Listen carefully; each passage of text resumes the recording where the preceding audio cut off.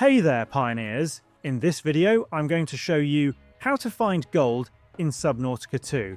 Now, to find gold, let me just add a pin to my map to detect where gold is, and from my base, it's mostly straight east of it.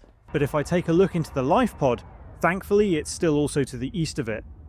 Just a little bit moved to the right. Now, hopefully at this point of the game, you have unlocked the heat tolerance adaptation that allows you to venture into hotter areas of the map, because it will be a necessity for you to get that first.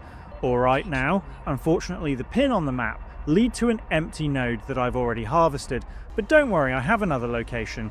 If you still venture over more to the east, you will see this massive wreckage right here, and just right next to it is a pretty large geothermal vent.